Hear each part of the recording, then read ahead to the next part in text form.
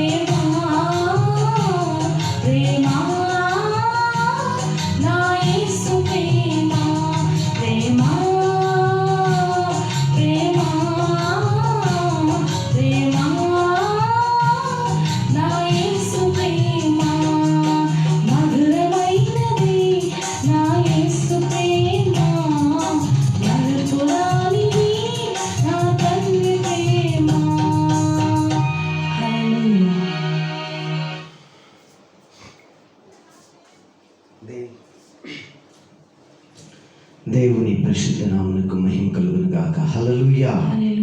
మన ప్రభు అయిన యేసుక్రీస్తు నామంలో కూడి వచ్చిన మీ అందరికీ కూడా వందనాలు. వాక్యం వింటున్న దేవుని బిడ్డలైన ప్రతి ఒక్కరికి వందనాలు, కృతజ్ఞతలు తెలియచేస్తూ ఉన్నాను. ప్రియులారా, గత వారాలలో, గత దినాలలో దేవుని రాజ్యంలో 3 భాగాలు ఉంటాయని, మొదటిది సంఘ పరిపాలన, రెండవది 1000 ఏళ్ల పరిపాలన, మూడవది నిత్య రాజ్య పరిపాలన అని చెప్పడం జరిగింది. సంఘ పరిపాలన 7 భాగాలుగా విభాగించి క్రీస్తు పద్మాస్ అరణ్యంలో యోహాను ద్వారా ఆసియాలో, అప్పటి కాలంలో ఉన్నటువంటి ఆసియా అని పిలువబడుతున్న ఆ ప్రదేశంలో ఉన్నటువంటి ఆ యొక్క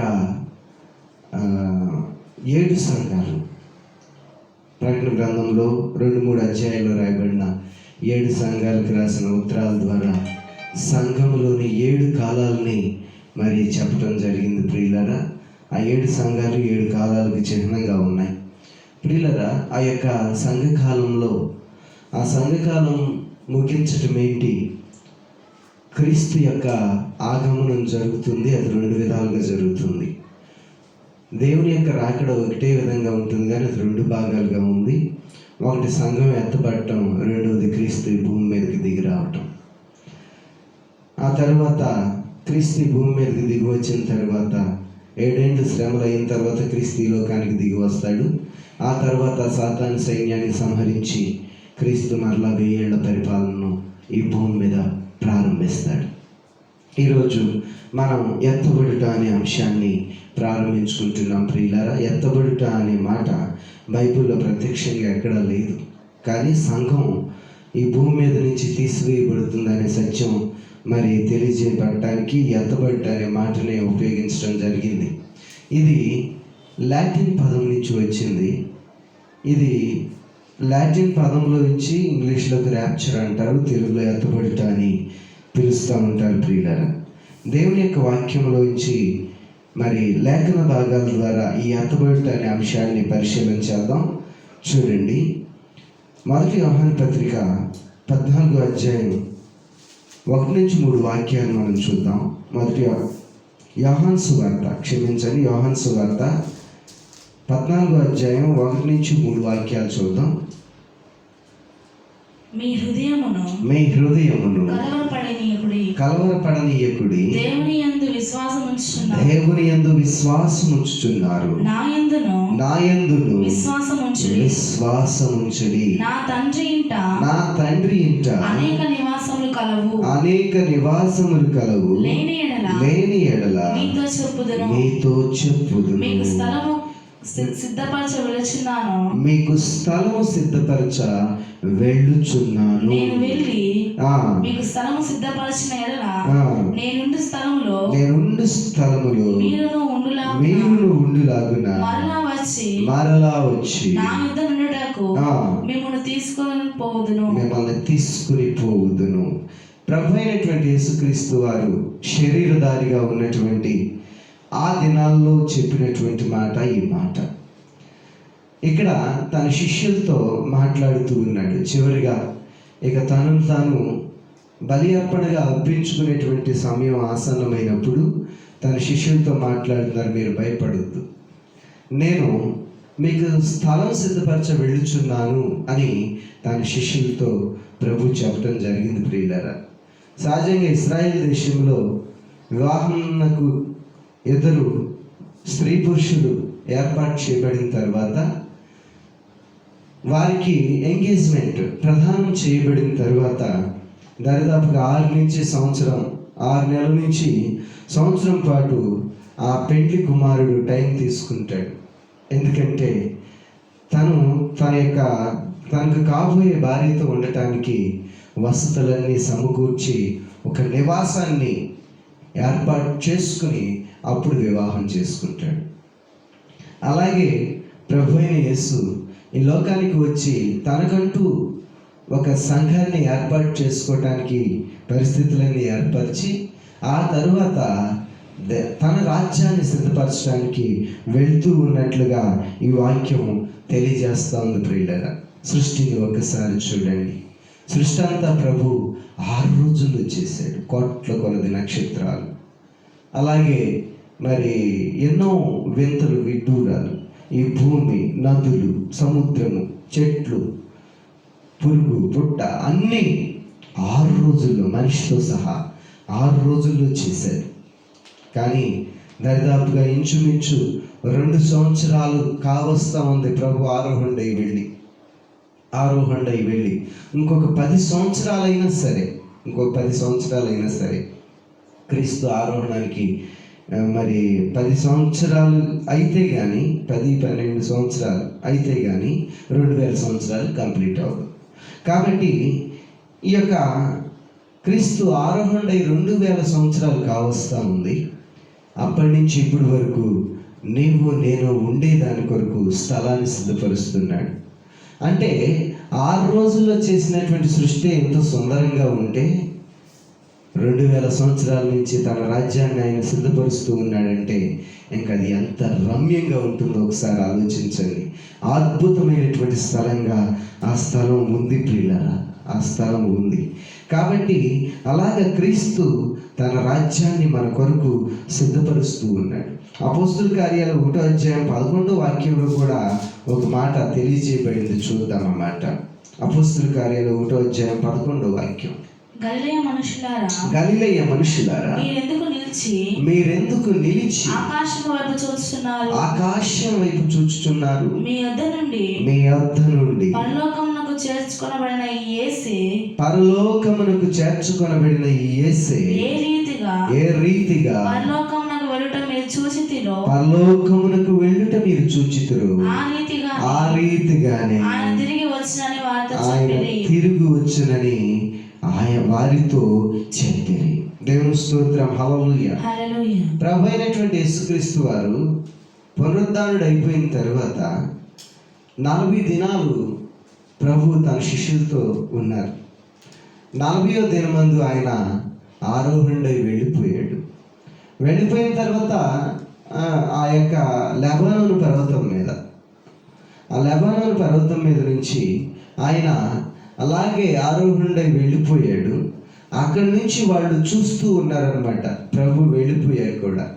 అందుకని శిష్యులు అంటున్నారు, దేవుడు ఏదైతే వాగ్దానం చేశాడో, ప్రభు అయినటువంటి యేసు ఏమైతే వాగ్దానం చేశాడో, మీకు స్థలం సిద్ధపరుస్తాను, నేను మళ్ళీ రాబోతున్నాను అని ప్రభు ఏ విధంగా అయితే చెప్పాడో అలాగే ప్రభు మరలా రాబోతాడు.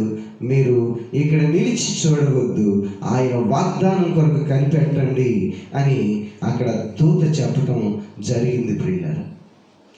అలాగా క్రీస్తు ఆ నిత్య రాజ్యానికి ఆరోహణై వెళ్ళిపోవటం జరిగింది. ఆ తర్వాత ఇంకా దేవుని యొక్క వాక్యం చాలా ఉంది. ఇంకా అనేకమైనటువంటి వచనాలు దేవుని యొక్క వాక్యంలో రాయబడుతూ ఉంది ప్రియులారా. దేవుడు ఆరోహణై వెళ్ళిపోయాడు, ఒక వాగ్దానం అయితే చేశాడు, మీకు నా రాజ్యంలో నేనుండి చోటు మీరు ఉండటానికి, నాతో ఉండటానికి, నేను మీరు ఏకమై ఉండటానికి స్థలం సిద్ధపరుస్తున్నాను, అక్కడ మనం ఉంటాం అని చెప్పి వాగ్దానం చేసినటువంటి వెళ్ళిన యేసు మరలా రాబోతున్నాడు. ఆయన వచ్చినప్పుడు సంఘం ఎత్తబడుతుంది. ఆయన వచ్చినప్పుడు ఎట్లా వస్తాడు, ఎక్కడికి వస్తాడు, సంఘం ఎలా ఎత్తబడుతుంది, దానికి సూచన ఏంటి అని అంటే ఇక్కడ మనం ఎత్తబడుటలో 4 కార్యాలు మనం చూడవచ్చు. మొట్టమొదటి మనం చూసే కార్యం ఏంటంటే బోరధ్వని ధ్వనిస్తుంది. మొట్టమొదటిది బోరధ్వని ధ్వనిస్తుంది ప్రియులారా.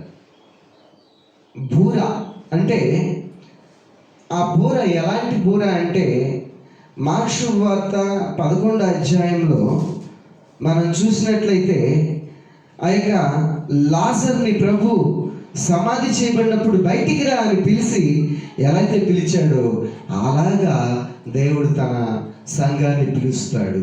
అది ఒక బోర వంటి శబ్దంలాగా వినపడుతుంది ప్రియులారా, బోర వంటి శబ్దంలాగా. ప్రకటన గ్రంథంలో కూడా ఆయన చెప్పాడు. ఏమని చెప్పాడంటే, ఆయన మాట్లాడినప్పుడు అది బోర శబ్దం వలె నాకు వినపడెను అని చెప్పి శిష్యుడైనటువంటి అపోస్తుడైన యోహాను చెప్తాడు. ఒక బోర ధ్వనిస్తుంది అంటే ఒక స్వరం, ఒక శబ్దం వినపడుతుంది. అది క్రీస్తు యేసు యొక్క శబ్దం. ఆ శబ్దం వినబడినప్పుడు, ఆ బోర మ్రోగినప్పుడు 3 లేఖన భాగాలు ఈ బోర గురించి రాయబడి ఉన్నాయి ప్రియులారా. 3 లేఖన భాగాలు చూద్దాం. మత్తయి శుభవార్త 24వ అధ్యాయం 31వ వాక్యం చూద్దాం. మత్తయి శుభవార్త 24వ అధ్యాయం 31వ వాక్యం. మరియు ఆయన గొప్ప బూరతో తన దూతలను పంపును. వారు ఆకాశం యొక్క ఈ చివరి నుండి ఆ చివరి వరకు నలుదిక్కుల నుండి ఆయన ఏర్పాటు చేసుకున్న వారిని పోగు చేయును. హల్లెలూయా. ఆయన బూర శబ్దంతో తన పనివారిని పంపుతాడంట. గోధుమలు, గురుగులు, ఉపమానంలో మనం చూసాం ప్రియులారా. కోతగాండ్రను పంపును అంటే ఆయన దూతలు వస్తారు. మిఖాయేలు సైన్యం వస్తుంది, వచ్చి ఆ యొక్క ఏర్పాటు చేయబడినటువంటి వారిని సమకూరుస్తుంది. ప్రియులారా, బూర శబ్దం ధ్వనిస్తుంది అని అక్కడ చెప్తున్నాడు. ఇంకా 1 కొరింథీ పత్రిక 15వ అధ్యాయం 51, 52 వాక్యాల్లో కూడా మనం చూడొచ్చు ఈ మాట. 1 కొరింథీ పత్రిక 15వ అధ్యాయం 51, 52 వాక్యాల్లో మనం చూడొచ్చు. ఇదిగో మీకు ఒక మర్మం తెలియజేస్తున్నాను. నిమిషములో ఒక్క రెప్ప పాటున కడబూర మ్రోగగానే మనమందరము దేవుని స్తోత్రం. హల్లెలూయా. ఇక్కడ కూడా కడబూర అని చెప్తున్నాడు. అంటే చివరి బోర. బోరల్లో కూడా రకాలు ఉన్నాయి. క్రీస్తు యేసుదే బోర ఈ బోర. అంటే ఆయన రమ్మని పిలుస్తున్నటువంటి ఒక శబ్దం అన్నమాట. ఎవరిని రమ్మని అని అంటే, ఎవరైతే ప్రభు అయిన యేసుక్రీస్తునందు ఉంటారో వాళ్ళని రమ్మని పిలుస్తున్న ఒక శబ్దం. ఇందాక మనం చూసుకున్నట్లుగా మార్కు శుభవార్త 11వ అధ్యాయంలో మనం ఇందాక నేను చెప్పిన రీతిగా ఆయన లాజర్ని ఎలా పిలిచాడో అలాగే మనల్ని కూడా పిలుస్తాడు ప్రియులారా. అదొక బోర శబ్దంలాగా ఆయన స్వరం వినబడుతుంది. ఇక్కడ అంటున్నాడు చివరి బోర, ఆ కడబూర శబ్దముతో అని చెప్పి అక్కడ రాయబడి ఉంది. ఆ చివరి బోర అంటే క్రీస్తు యొక్క బోర ఊదినప్పుడు, ఇది దేవదూతల బోర కాదు, దేవుని బోర. దేవదూతల బోరలు దేవుని చిత్తమైతే వచ్చే కార్యక్రమాల్లో వాటిని పంచుకుంటాను. అవి శ్రమలకు గుర్తుగా ఉంటాయి కానీ ఆశీర్వాదాలకు కాదు. దేవుని బోర అయితే ఆశీర్వాదాలకి కారణంగా దేవుని ఎరిగిన పిల్లలు మరి ఆశీర్వదించబడటానికి, మధ్యాకాశాన్ని కొనుపబడటానికి ఒక పిలుపులాగా ఇవ్వబడింది ప్రియులారా. ఇదే బోర గురించి 1 దశలోనికీ పత్రిక 4వ అధ్యాయం 16వ వాక్యం మనం చూద్దాం. 1 దశలోనికీ పత్రిక 4వ అధ్యాయం 16వ వాక్యం. ఆర్భాటముతో ప్రధాన దూత శబ్దముతోను దేవుని బూరతోను పరలోకము నుండి ప్రభువు దిగువచ్చును. హల్లెలూయా. ప్రియులారా, చూసారా? ఆర్భాటముతోను ప్రధాన దూత శబ్దముతోను అక్కడ చెప్తున్నాడు దేవుని బూరతోను. ద ట్రంపిట్ ఆఫ్ గాడ్, దేవుని యొక్క బూర. దేవుని బూరతో సంఘం ఎత్తబడటానికి సూచన ఏంటి అని అంటే, సంఘం ఎప్పుడు ఎత్తబడుతుంది అంటే when the blowing trumpet, ఎప్పుడైతే ఆ బోర ధ్వనిస్తుందో, ఆ బోర మ్రోగుతుందో, అది ఎప్పుడైతే మరి వినపడుతుందో అప్పుడు సంఘమంతా కూడా ఎత్తబడిపోతుంది. ఇది మొదటి కారణం, మొదటి గుర్తు అన్నమాట.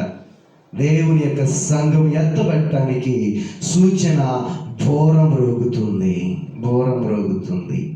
పెళ్ళిలో కనుక పెళ్లి కుమార్తె వచ్చినప్పుడు, పెళ్లి కుమారుడు వచ్చినప్పుడు, ఈ పెళ్ళిలో అండి పెళ్ళికొడుకు ఎవరు, మామూలు పెళ్ళికి వచ్చిన వాళ్ళు ఎవరు తెలియదు, ఆ అందరూ సూట్లు వేసుకుంటారు.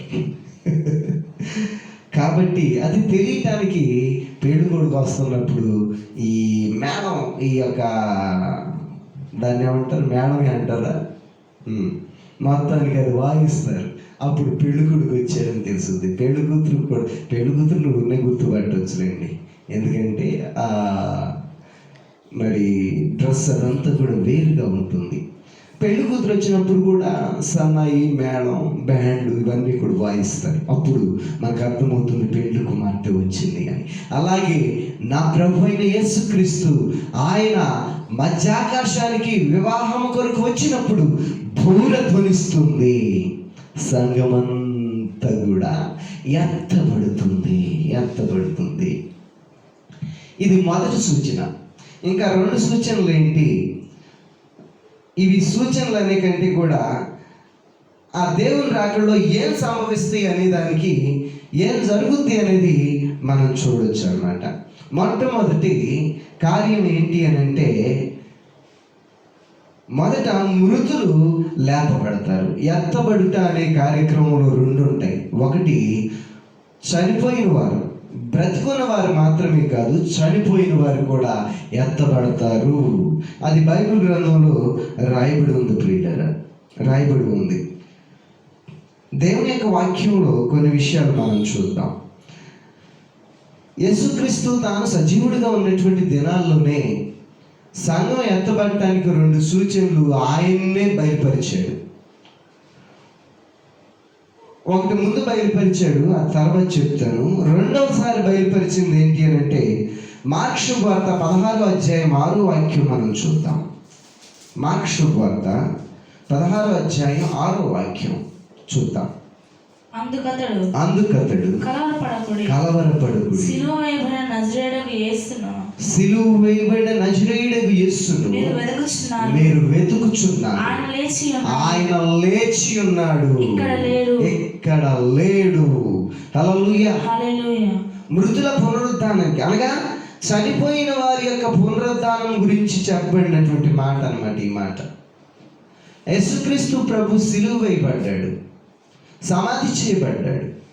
3 రోజులు సమాధిలోనే ఉన్నాడు. 3వ రోజు ఉదయం ఆయన ఉదయాన్నే సూర్యుడు ఉదయిస్తున్నప్పుడు సమాధి గుండెని చీల్చుకుని ఆయన లేచి ఉన్నాడు. ఇది మృతుల పునరుద్ధానానికి చిహ్నంగా కనపడుతుంది. క్రీస్తు ఎలాగైతే పునరుద్ధానుడయ్యాడో, ఆయన ఎలా అయితే లేపబడ్డాడో, అలాగే మరి క్రీస్తునందు విశ్వాసం ఉంచినటువంటి వారు మొదట లేతురు అని వాక్యం చెప్తా ఉంది ప్రియులారా, వాక్యం చెప్తా ఉంది. చూడండి, లోకాసు వార్త 23వ అధ్యాయం 43వ వాక్యం చూద్దాం. లోకాసు వార్త 23వ అధ్యాయం 43వ వాక్యం చదువుదాం. అందుకు ఆయన వానితో నేడు నీవు నాతో కూడా పరదేశులో ఉందువని నిశ్చయముగా నీతో చెప్పుచున్నానని. హల్లెలూయా. ఈ మాట గురించి మనకు బాగా తెలుసు. ప్రభువైన యేసు సిలువలో పలికినటువంటి 2 మాట ఇది. ఆయనకి కుడివైపున ఒకరు, ఎడమ వైపున ఒకరు, ఇద్దరు సిలువ వేయబడ్డారు. ఎడమ వైపున సిలువ వేసినటువంటి వాడు ప్రభువును దూషించాడు. కుడివైపున సిలువ వేయబడినటువంటి వాడు కూడా మొదట దూషించినప్పటికీ అతనిలో ఒక పరివర్తన వచ్చింది. అతను దేవుణ్ణి అడుగుతూ ఉన్నాడు, నీ రాజ్యంలో నన్ను కూడా జ్ఞాపకం చేసుకో అని అడుగుతూ ఉన్నాడు. అప్పుడు ప్రభు అంటున్నాడు ఈ మాట, నేడు నీవు నాతో కూడా పరదేశంలో ఉంటావు, నీవు నాతో ఉంటావు, నీవు నాతో కలిసి పరదేశంలో ఉంటామని చెప్తున్నాడు. అలాగే ఫిలిప్పీ పత్రిక 1వ అధ్యాయం 23వ వాక్యం చూద్దాం. ఫిలిప్పీ పత్రిక 1వ అధ్యాయం 23వ వాక్యం. ఈ రెంటి మధ్యను ఇరుకునబడి ఉన్నాను, నేను వెడలిపోయి క్రీస్తుతో కూడా ఉండవలనని నాకు ఆశ ఉన్నది. దేవుని స్తోత్రం. హల్లెలూయా. ఇది పౌలు యొక్క సాక్ష్యం అన్నమాట. పౌలు మాట్లాడుతున్నాడు. ఇదే పౌలు 2 కొరింథీ 5:8లో కూడా ఒక మాట మాట్లాడుతున్నాడు. అది చూద్దాం. 2 కొరింథీ 5:8. ఇట్లు ధైర్యము కలిగి ఈ దేహమును విడిచిపెట్టి ప్రభు యొద్ద నివసించుటకు ఇష్టపడుచున్నాను. హల్లెలూయా. 3 వాక్య భాగాలు మనం చూసాం.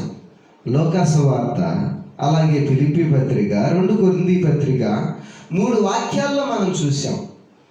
వాళ్ళంతా కూడా క్రీస్తుతో కూడా పరదేశులో ఉన్నారు. వీళ్ళు క్రీస్తు ఒక 3 రోజులు మాత్రమే పరదేశులో ఉన్నాడు, కానీ పౌలు, అలాగే ఇక్కడ ఉన్నటువంటి శిలువ మీద ఉన్నటువంటి కుడివైపు దొంగ, అలాగే స్టెఫను, ఇంకా అనేక మంది పరిశుద్ధులు, వాళ్ళంతా కూడా ఎక్కడ ఉన్నారు అంటే పరదేశులో ఉన్నారు. పౌలు అన్నాడు, నేను క్రీస్తుతో కూడా ఉంటాను, నేను ఆయన వద్దకు వెళ్ళిపోతాను ఈ దేహాన్ని విడిచి అని చెప్తున్నాడు. అయితే వాళ్ళంతా కూడా దేహాన్ని విడిచి మరి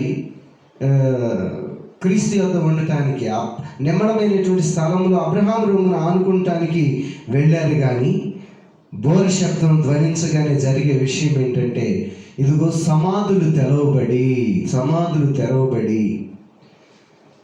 పరిశుద్ధుల ఆత్మలన్నీ కూడా ఆ యొక్క సమాధుల్లో దొరబడి దేహములు వచ్చి వారు మనుషులుగా మారిపోయి వారిలోనికి జీవాత్మలు వచ్చి వాళ్ళు గొప్ప సైన్యముగా రూపించబడి మహిమదేహాలు ధరించుకుని దేవుని రాజ్యానికి వెళ్ళిపోతారు. ఎహెచ్కేల్ గ్రంథంలో ఎముకల లోయలో ఉన్నటువంటి ఆ ఎముకలన్నీ ఎలా అయితే మనుషులుగా మారి గొప్ప సైన్యంగా మారాయో, అలాగే ఇప్పుడున్నటువంటి దేవుని పరిశుద్ధులందరూ, క్రీస్తునందుండి మృతులైనటువంటి వారందరూ కూడా వాళ్ళ యొక్క ఆత్మలు, పరదేశంలో ఉండినటువంటి ఆత్మలన్నీ కూడా ఎలా అయితే క్రీస్తు యొద్దకు వెడలిపోయినటువంటి ఆత్మలోని అవన్నీ కూడా మరలా వచ్చి వాళ్ళంతా కూడా మహిమ శరీరాన్ని ధరించుకుని ఆత్మ ద్వారా జీవాత్మను పొందుకుని మధ్యాకాశానికి వెళ్ళిపోతారు. మరి సజీవుల పరిస్థితి ఏంటి అని అంటే, ఈ సజీవులు కూడా మహిమ శరీరాలు ధరించుకుని దేవుని రాజ్యానికి వెళ్ళిపోతారు. దానికి కూడా యేసుక్రీస్తు ఒక గుర్తునిచ్చాడు తాను జీవించిన దినాల్లో. మార్కు శుభవార్త 9వ అధ్యాయం 2వ వాక్యం చూద్దాం. మార్కు శుభవార్త 9వ అధ్యాయం 2వ వాక్యం చూద్దాం ప్రియులారా. 2వ వాక్యం చూద్దాం. 6 దినములైన తరువాత యేసు పేతురును యాకోబు యోహానును మాత్రం వెంటబెట్టుకుని ఎత్తైన కొండ మీదకి ఏకాంతముగా వారిని తోడుకుని పోయి వారి ఎదుట రూపాంతరం చెందెను. హల్లెలూయా. ప్రియులారా, చూసారా, ఇందాక మృతుల పునరుద్ధానం గురించి ఆయన పునరుద్ధానం ఒక సూచనగా ఉంది. అలాగే సజీవుల పునరుద్ధానము, మొదట మృతులు లేస్తారు, ఆ తర్వాత సజీవులమై నిలిచి ఉండు మనము మహిమ శరీరాలు ధరించుకుని వెళ్ళిపోతామని వాక్యంలో రాయబడి ఉన్న ప్రకారం ఆయన సజీవుల పునరుద్ధానానికి, సజీవుల యొక్క మరి ఎత్తబడటం గురించి, రూపాంతరం గురించి ఇక్కడ తెలియజేస్తున్నాడు. రూపాంతర కొండ, తాబోరు కొండ అంటారు. ఈ తాబోరు కొండ మీద యేసయ్య తన శిష్యులైనటువంటి పేతురు, యోహాను, యాకోబులను వెంట పెట్టుకుని వెళ్ళి వాళ్ళ ఎదుట రూపాంతరం చెందాడంట. ఇది 2వ వారికి ముంగుర్తు అనమాట. మొదట మృతులైనటువంటి వారికి, ఆ తర్వాత 2వ వారికి కూడా క్రీస్తు ఒక సూచన ఇచ్చి ఉన్నాడు. ఆయన ఎలా అయితే రూపాంతరం చెందాడో, అలాగే క్రీస్తుని ఎరిగిన సజీవులైన ప్రతి ఒక్కరూ రూపాంతరం చెంది మరణమును రుచి చూడక దేవుని యొద్దకి కొనిపోబడతారు. వాక్యంలో ఇందాక మనం చదివాం కదా, బోరధ్వని ధ్వనిస్తుంది, మికాయేలు సైన్యం వస్తుంది, వాళ్ళు ఈ దిక్కు మొదలుకొని ఆ దిక్కు వరకు అది మెరుపులాగా వస్తుందంట. దేవుని యొక్క రాకడ మెరుపులాగా. బోరం రోగును మనమందరము మార్పు పొందుదామని చెప్పి రాయబడి ఉంది ప్రియులారా. సజీవుల గురించి కూడా మనం చూడొచ్చు. 1 కొరింథీ పత్రిక 15వ అధ్యాయము 51-52 వచనాలు, 1 తెస్సలోనిక 4వ అధ్యాయం 16వ వాక్యం మనం చూస్తే ఈ 2 వాక్యాల్లో కూడా రాయబడి ఉంది. చదువుదాం, చదవండి. 1 కొరింథీ 15:51-52. ఇదిగో మీకు ఒక మర్మము తెలుపుచున్నాను. మీకు ఒక మర్మం తెలియజేస్తున్నాను. This is the mystery. మనమందరం నిద్రించముగా, మనమందరం నిద్రించు, అందరూ చచ్చిపోరు. చదువు. నిమిషములో ఒక రెప్పపాటున కడబూరం మ్రోగగానే మనమందరము మార్పు పొందుదుము. అప్పుడు మృతులు అక్షయులుగా లేపబడతారు. ఇందాక చెప్పాను కదా, మృతులందరూ కూడా యేసుక్రీస్తు ఎలా అయితే పునరుద్ధానం చెందాడో అలాగే అందరూ కూడా మృతులందరూ క్రీస్తునందు మృతులైనటువంటి వారందరూ అక్షయులుగా లేపబడతారు. మనము మార్పు పొందుదు. క్షయమైన ఈ శరీరం, బ్రతుకున్నోడు గురించి చెప్తున్నాడు ఈ మాట. క్షయమైన ఈ శరీరము అక్షయతను ధరించుకోవలసి ఉన్నది. మత్స్యమైన ఈ శరీరము దేవుని స్తోత్రం, హల్లెలూయా. చూసారా ప్రియులరా, ఇక్కడ అందరూ మృతి పొందరు. శాస్త్రజ్ఞులు అంటున్నారు, ఏదైనా శాఖనం వచ్చేసి భూమి ఢీ కొట్టేస్తుంది, అప్పుడు మనం అంతా కూడా నాశనం అయిపోతాం. ఇక మనిషి జాతి ఉండదు, నాశనం అయిపోద్ది అని చెప్పి అంటున్నారు. పౌలు అంటున్నాడు, అట్లా జరగదు, మనం అందరం మృతి పొందాం, అలా జరగదు. ప్రభు కూడా చెప్తున్నాడు అదే మాట. మనం 24లో చూడొచ్చు, మత్తయి శుభవార్త 24వ అధ్యాయంలో మనం చూడొచ్చు ప్రియులారా. ఆ మాటను చూద్దాం, చూడండి. 29 మేబీ 24వ అధ్యాయం. ఆ దినములో శ్రమ ముగిసిన వెంటనే చీకటి సూర్యుని కమ్మును, చంద్రుడు కాంతినీయలు, ఆకాశంలో నక్షత్రములు రాలును, ఆకాశం అందరి శక్తులు కదిలింపబడను. అప్పుడు మనుష్య కుమారుని సూచన ఆకాశమందు కనబడను. అప్పుడు మనుష్య కుమారుడు ప్రభావముతోను. ఒక్క నిమిషం చెప్తాను.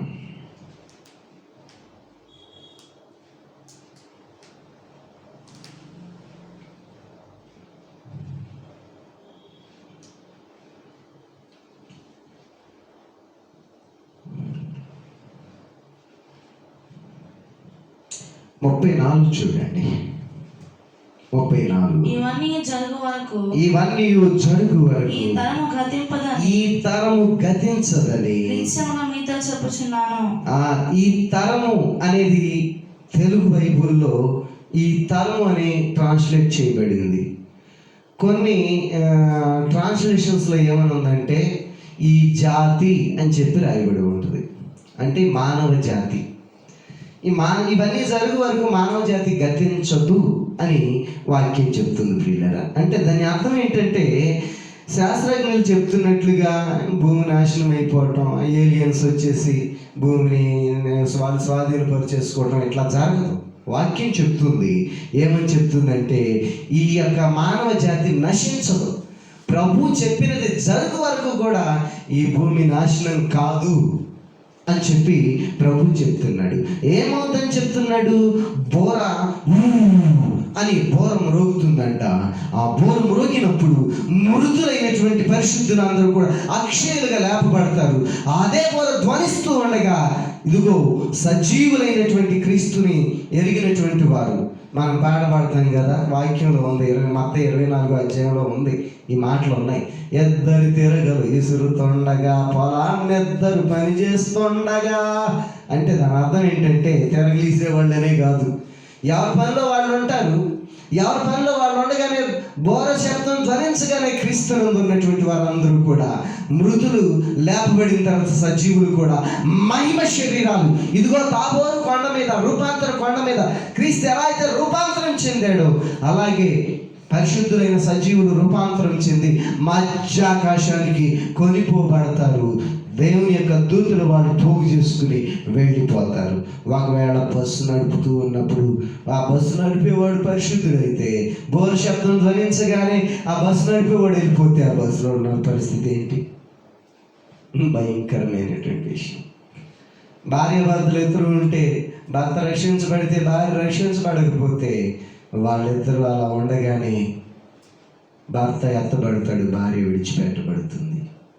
ఒకవేళ భార్య రక్షించబడితే భార్య ఎత్తబడుతుంది, భర్త విడిచిపెట్టబడతాడు. ఇలా జరుగుతుంది ప్రియులారా దేవుని యొక్క రాకడ. నేను మొత్తం 4 విషయాలు చెప్తాను. మొదటిది బోరం మ్రోగుతుంది, రెండవది మృతులు లేపబడతారు, మూడవది సజీవులు లేపబడతారు. 4వ విషయం ఏంటో తెలుసా? ఇంకేమంటారు పాస్టర్ గారు, అన్ని శ్రమలేగా అంటే శ్రమలకు ముందు ఇంకో పని ఉంది. ఏంటంటే సంఘాలు చాలా ఉన్నాయి కదా, ఆ సంఘాలు నడిపించేది ఎవరు? ఆ పాస్టర్ గారులేగా. పలానా సంఘానికి ఆ పాస్టర్ గారు ఉన్నారు, ఆ సంస్థ నాయకులు, ఆయనగా నడిపించేది.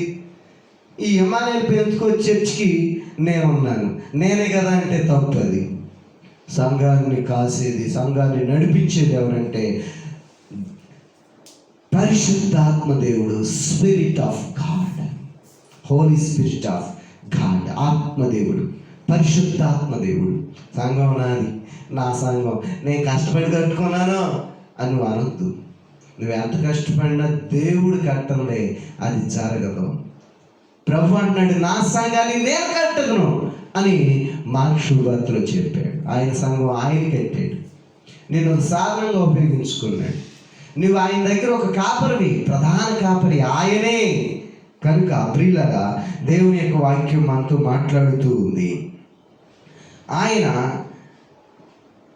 బోరం మ్రోగుతుంది, మృతులు అక్షయులుగా లేపబడి మధ్యాకాశానికి కొనిపబడతారు. ఆ తర్వాత సజీవులు కూడా మహిమ శరీరాలు ధరించుకుని, మరి సజీవులైన పరిశుద్ధులు కూడా ఎత్తబడతారు. ఆ తర్వాత పరిశుద్ధాత్మ గురించి సంఘాన్ని కాయటానికి ఆయన ఈ లోకానికి వచ్చాడు. సంఘం ఎత్తబడిన తర్వాత ఇక ఆయనకి ఈ లోకంలో పనే ఉంది. అందుకని ఎఫెసీ పత్రిక 4వ అధ్యాయం 30వ వాక్యంలో మాట చెబుతున్నాడు. ఎఫెసీ పత్రిక 4వ అధ్యాయం 30వ వాక్యం, దేవుని పరిశుద్ధాత్మను దుఃఖపరచకుడి, విమోచన దినం వరకు ఆయన యందు మీరు ముద్రించబడి ఉన్నారు. హల్లెలూయా. విమోచన దినం వరకు పరిశుద్ధాత్మలో మనం ముద్రించబడ్డాం. పరిశుద్ధాత్ముడు కూడా విమోచన దినం వరకు ఈ లోకానికి ఉంచబడతాడు. ప్రదానం చేసుకున్నటువంటి పెళ్లి సంఘం, పెళ్లి కుమార్తె పెళ్లికి వెళ్తూ ఉంటే పెళ్లి పెద్ద మరి క్రీస్తుకి మరి తాను అప్పగించుకోవటానికి కుదరదుగా ఒక పెద్ద ఉండాలి. పాస్టర్ గారు పెళ్లి చేసేటప్పుడు నేను చెప్తాను, పిలుస్తాను, అయ్యా ఈ పెళ్లి కుమార్తెని ఈ పెళ్లి కుమారుడికి ఇచ్చేవాళ్ళు ఎవరు అని అంటే, ఆ ఇంట్లోంచి ఎవరు వస్తారు, మేనమాము, తండ్రు, పెదనాను, ఆ ఇంటి పెద్ద ముసలాయన, ఎవరు వస్తారు, వచ్చి చేతులు కలుపుతారు అన్నమాట. కాబట్టి అలాగే ఈ సంఘాన్ని క్రీస్తుకి అప్పచెప్పడానికి ఎవరు వస్తారంటే పరిశుద్ధాత్మ దేవుడు మధ్యాకానికి వస్తాడు. ఇంకా అక్కడే ఉంటాడు ఆ పెళ్లి విందులో. అక్కడే ఉన్నప్పుడు ఇక ఈ లోకంలో పరిశుద్ధాత్మ ఉండదు, దేవుని యొక్క ఆదరణ ఉండదు. పరిశుద్ధాత్మ దేవుడు ఈ లోకానికి వచ్చింది ఎందుకొరకంటే మనల్ని ఆయనకి భూదిగంతంలో వరకు సాక్షులుగా ఉండటానికి, సర్వసత్యంలోనికి నడిపించటానికి, ఆ తర్వాత ఆదరణ ఇవ్వటానికి. ఈ 3 ఉండవు, ఇక సత్యం ఉండదు. అలాగే భూదిగంతంలో వరకు ఆయన సువార్త ప్రకటన ఉండదు. అలాగే ఆదరణ కూడా ఉండదు ఈ లోకంలో. నిర్దాక్షిణ్యమైనటువంటి పరిస్థితులు ఈ లోకంలో ఉంటాయి. రానున్నటువంటి శీర్షికల్లో వాటిని చెప్తాను ప్రియులరా. సంఘం ఎత్తబడినప్పుడు 4 విషయాలు జరుగుతాయి. సంఘం ఎలా ఎత్తబడుతుంది అని అంటే బోరం మ్రోగుతుంది. సంఘంగా పిలువబడుతున్నటువంటి మృతులైన పరిశుద్ధులు ఎత్తబడతారు. ఆ తర్వాత సజీవులైనటువంటి పరిశుద్ధులు ఇద్దరు కూడా మహిమ శరీరాలు ధరించుకుని ఎత్తబడతారు. 4వది పరిశుద్ధాత్ముడు ఈ లోకంలోంచి తీసివేయబడి పెండ్లి కుమార్తెతో పాటు సంఘంతో పాటు ఆ పెళ్లి విందుకి వెళ్ళిపోతాడు.